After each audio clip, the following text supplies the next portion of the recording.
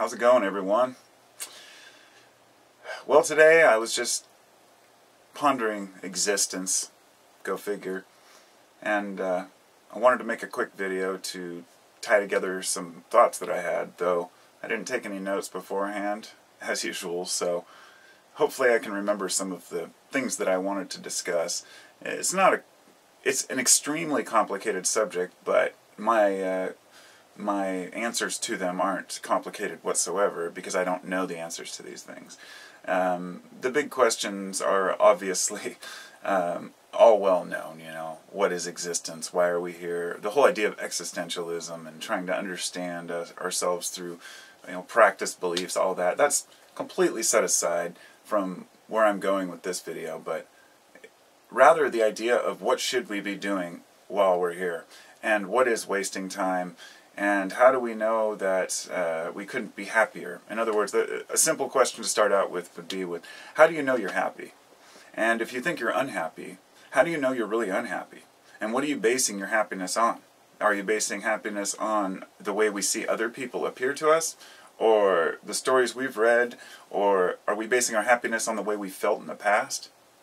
Now, I could say that one of the strongest and truest forms of happiness is the one that we've already lived. Therefore, we know that we could, you know, we know the experience. That we're not going on some fallacy of thinking that everyone else has something figured out that we don't. Because we get to the age of what you might call an adult and start to realize that nobody knows the answers and nobody understands these things. And that everybody's playing a game. Everyone's playing a role. And there's a couple choices once we realize that. We can either just integrate ourselves into society and become one of the many, one of the workers, and become what we'd call a slave to society, or we can choose to completely withdraw from it and say, I want no part in this system. Now, both extremes are going to let us down. They're going to fail us.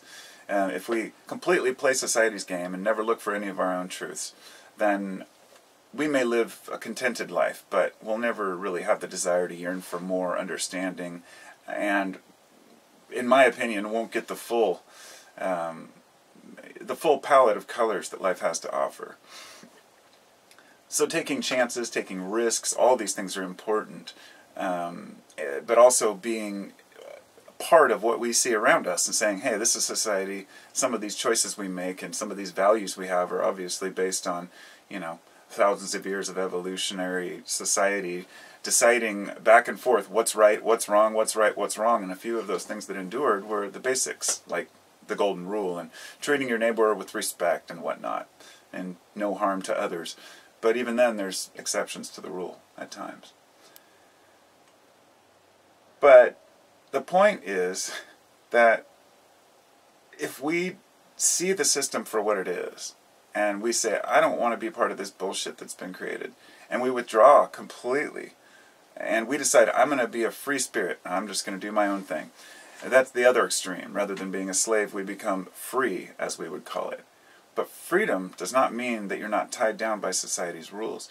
And the thing I've realized is that we're only as tied down as we believe we are tied down. In other words, if we're not really physically restrained in prison or elsewhere, then the only way we're restrained is mentally, the choices that we make. If we don't have anyone holding us back from doing what we want to do, really our ultimate jailer is ourself. You know, we are, you know, we run our own prison in our own minds, and we just say, well, I can't do that, or I can't do that, or I can't do that.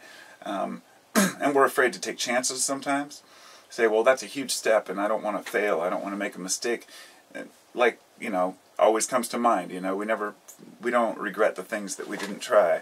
I mean, we don't regret the things that we failed at, we regret the things that we didn't try. And so taking chances and failing is much better than never taking chances. And it's just like that old quote, you know, it's better to have loved and lost than have never loved at all. And they're both true, in my opinion. But ultimately, I'm going here on my palette of my understanding in life. And I guess really what I'm trying to convey is that there's a fine balance between happiness and delusional ecstasy, or between sadness and extreme depression. You're never going to feel awesome all the time.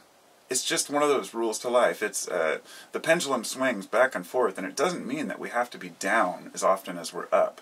And in fact, that ratio can change depending on, you know, put it this way, if we think we had a bad day on this day and a good day the next day, 10 years from now, we might look back and say both days were good. Whatever happened to us one day to make it a bad day may have been something that we are actively embracing now in our lives. So what I'm getting at is, as we get older, we should analyze and acknowledge the things that bother us in our lives. Say we're interrupted while we're working by a particular neighbor playing his guitar or something. Any example I could come up with. And then every day we start to expect it. Or some rock band. So instead of like being upset about it, we welcome it and say, well, this is bothering me, so therefore I'm going to say whenever this band starts playing, I'm going to stop what I'm doing for a minute and listen and see what they're doing. Or if we get lost on a vacation, or you don't end up where you wanted to be, instead of fretting and letting it ruin your whole trip or your whole day, just say, well, here we are, let's do it. And it's the same thing we can carry into our daily lives. You know, well, here I am, I'm doing my best, you know, because sometimes I wonder, you know, how do I really feel? You know, and how do I feel compared to other people? You know, am I truly living up to my full potential? You know, should I be doing more? Should I be yearning for more? Or should I be yearning for less? You know, have I overcomplicated my life or undercomplicated? Underburdened or overburdened or somewhere in the middle? Almost every single thing falls somewhere in the middle. And that's where I find my contented place. And damn, it's hard to be a human. You know, we're always quick to point the fingers at each other and say, look at this guy, he's living like that. And look at that guy, he's living like that. Oh, what an idiot, what an idiot. And I know, because I used to be one of those people.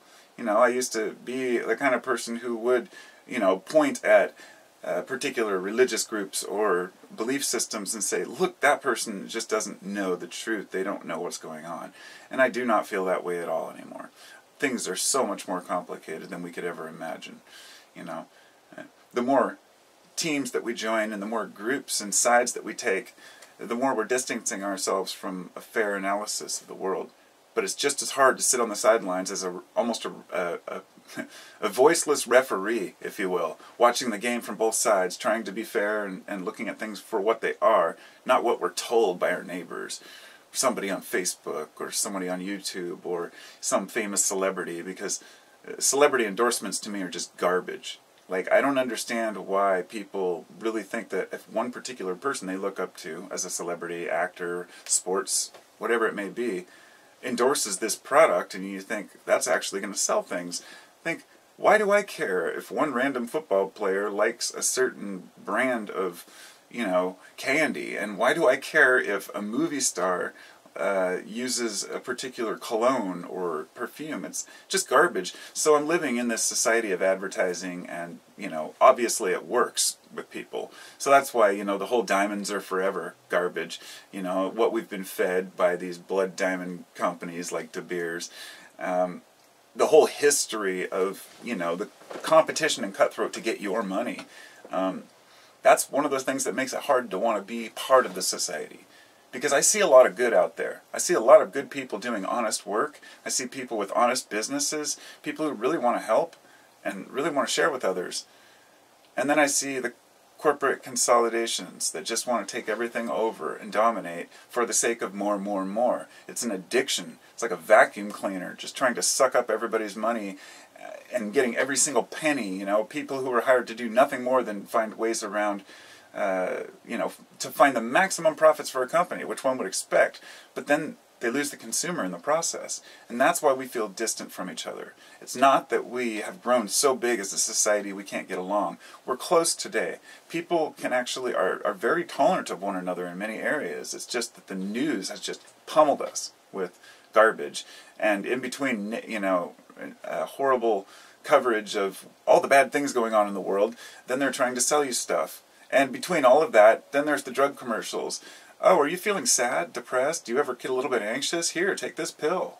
You know, oh, here, there's a list of side effects. And I could go on. But see, so what I started about just saying, I started out a video saying, you know, to be able to analyze life from all angles, and I'm complaining about the society I live in, you know. That's what I mean. 1 minute, it's all fun and games. The next minute, it's like, what the hell is really going on here? And that, I think, is the equilibrium we have to reach, the homeostasis. You know, that ability for us to maintain all of our bodily functions as well as all of our mental functions amidst this crazy crisis of existence.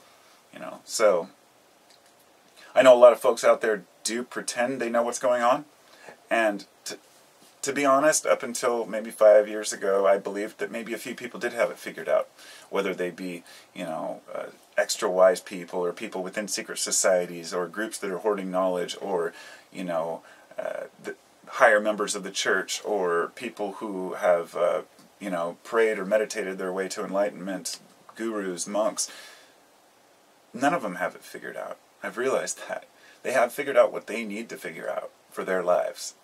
And so as long as we're looking to others for that reality, it's going to be difficult for us to find our own, because we're always riding the coattails of someone else's discoveries. It's important for us to each to discover our own truth, but at the same time be immersed in the existence of all society, because we are an organ.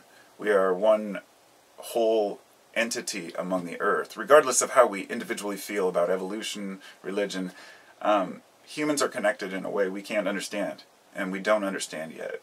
And everything is electrically connected, if you will. Everything's magnetically connected. The whole of the universe to me is a brain, and so it's not something that needs to be proven, defended, justified, or explained. It's just the way it is. It's the world we live in. It's the universe we live in. It's so vastly complex and so minutely understood that all we can do is say, what the fuck is it? So I'll talk to y'all later, and have a wonderful day.